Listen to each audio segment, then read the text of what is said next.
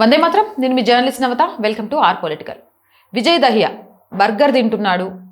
ఓ పక్క నుంచి నిరసన జరుగుతూ అక్కడ అట్టడుగుతుంటే వాటన్నిటిని వదిలిపెట్టి బర్గర్ తింటూ ఆయన మాట్లాడిన మాటలు సిజేపీ పార్టీకి కొంత చెడ్డ పేరు తెచ్చేలాగున్నాయి, అంతర్గత విభేదాలను తీసుకొస్తున్నాయి.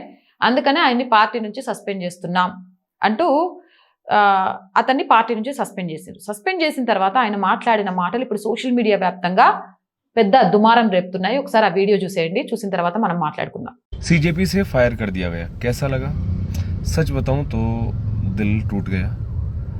दरअसल एक ही दिन में आपके साथ ऐसे दो इंसिडेंट्स होते हैं। एक बार जब जंतर मंतर से घर आ रहा था तो मेट्रो पे, और फिर जब वापस जंतर मंतर आ रहा था कि मनुवादी आ गए वहाँ पे और हैकलिंग करने लगे शाम के टाइम। तो आपने देखा होगा वीडियो की धक्का मुक्की वगैरह भी की।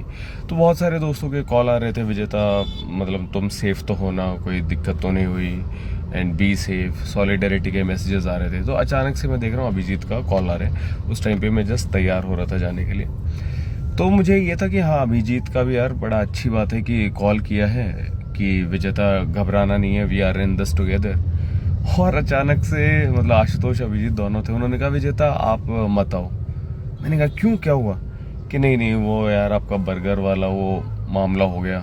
मैं यार ठीक है, ट्रोल्स जो बकवास करें वो तो करें, लेकिन तुम तो देख ही रहे हो ना कि मैं मतलब पिछली 2 रात से वहाँ पे हूँ कि पुलिस का क्रैकडाउन हो जाएगा।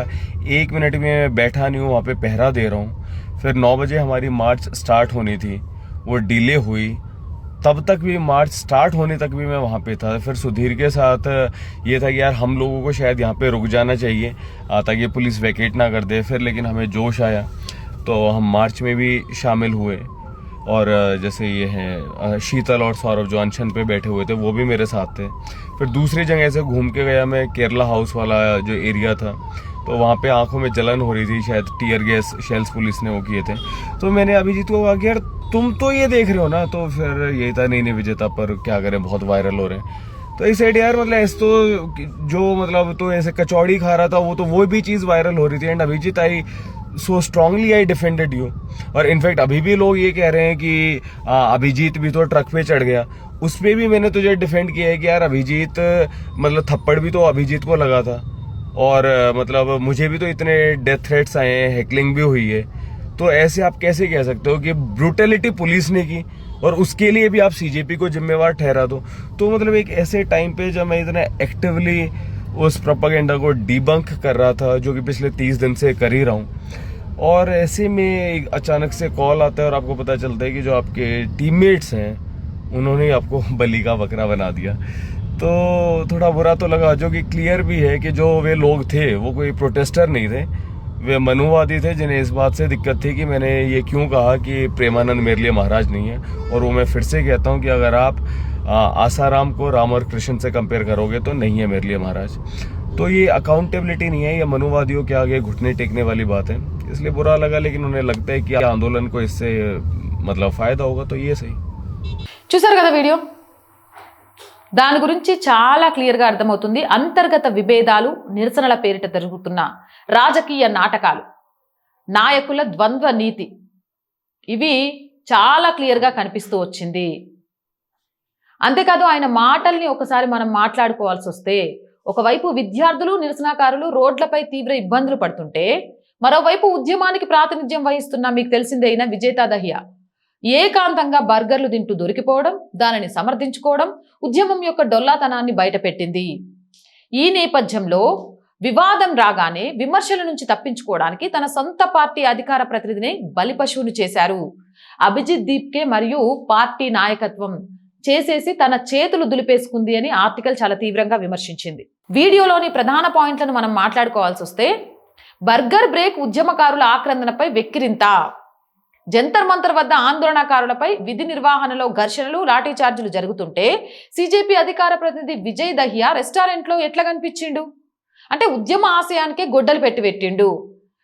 ఆకలేస్తే బర్గర్ కాకపోతే ఇంకేం తింటారు, నేను ఎవరికి జవాబు చెప్పాల్సిన అవసరం లేదు అని దహియా ఇచ్చిన అహంకారపూరిత వివరణ సామాన్యులలో కూడా ఆయనకున్న నిర్లక్ష్యాన్ని చాటి చెప్పింది. విద్యార్థులను ఎరగా వేసి నాయకులు పరారులో అయిపోయినరు, అది చాలా క్లియర్గా కనిపించింది. అరెస్టుల నుంచి తప్పించుకోవడానికి సీజేపీ నాయకులు మహిళలను, అమాయక విద్యార్థులను, చిన్నపిల్లల తల్లులను ముందు వరుసలో నిలబెట్టి తమ స్వార్థం కోసం వాడుకున్నారు. నాయకులు వెనక దాక్కొని డ్రామాలాడుతుంటే అమాయక అభ్యర్థులు పోలీసుల చర్యలకు గురయ్యారు. ఇది చాలా క్లియర్గా కనిపిస్తోంది. ఈరోజు ఆయన దొరికిపోగానే ఆయనపై క్రమశిక్షణ చర్యల పేరుతో పార్టీ నుంచి బహిష్కరించిండ్రు. తాము చాలా పవిత్రులమని ఆ పార్టీ అధినేతలు బిల్డప్ ఇచ్చే ప్రయత్నం చేసిండ్రు. అయితే ఇది కేవలం బర్గర్ వివాదం మాత్రమే కాదని, సీజేపీ అంతర్గతంగా ఏ స్థాయిలో అవినీతి, అహంకారం, స్వార్థ రాజకీయాలు రాజ్యమేలుతున్నాయో చెప్పడానికి నిదర్శనమని చాలా క్లియర్గా స్పష్టమవుతుంది. ఇలాంటి ఉద్యమాలు విద్యార్థుల భవిష్యత్తు కోసం లేదా సామాజిక న్యాయం కోసం జరగట్లేదు. ఇవి కేవలం కొందరు నాయకుల పబ్లిసిటీ స్టంట్ల కోసం మాత్రమే జరుగుతున్నాయి.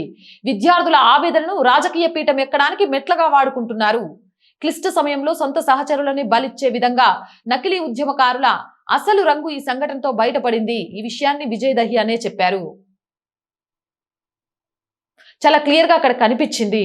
అంతేకాదు విజయ్ దహియా ఒక క్వశ్చన్ వేసిండు, నిజంగా నేను బర్గర్ తింటూ కనిపిస్తేనే నన్ను సస్పెండ్ చేస్తే అభిజిత్ దీప్కే కచోరీ తిన్నాడు, మరి దానికి అంటే వీళ్ళు కచోరీలు తింటూ, బీర్లు తాగుతూ, బర్గర్లు తింటూ వీళ్ళు చేస్తోంది ఏంటి అనేది విజయ్ దహియా మాట్లాడిన మాటలతో పూర్తిగా ప్రజల ముందుకు వచ్చింది.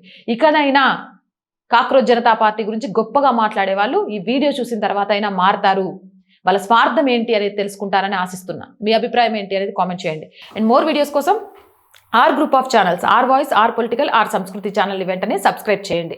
కంటెంట్ బాగుంది అనిపిస్తే లైక్ చేయండి, షేర్ చేయండి. అండ్ ఆర్థికంగా ఆర్ వాయిస్కి చేతగా నిలవండి. ఆర్థికంగా ఆర్ వాయిస్కి సపోర్ట్ చేయాలంటే సబ్స్క్రిప్షన్ పక్కనే జాయిన్ అనే బటన్ ఉంది. 1 to 5 లెవెల్స్ ఉన్న ఏదో ఒక లెవెల్లో సపోర్ట్ చేయండి. లేదా స్క్రీన్ మీద గూగుల్ పే, ఫోన్పేతో పాటు అకౌంట్ డీటెయిల్స్ ఉన్నాయి. మీకు తోచిన సహాయాన్ని అందించండి. వ్యాపార ప్రకటనల కోసం 8328 500 576 నెంబర్ని సంప్రదించండి. జై హింద్, జై భారత్.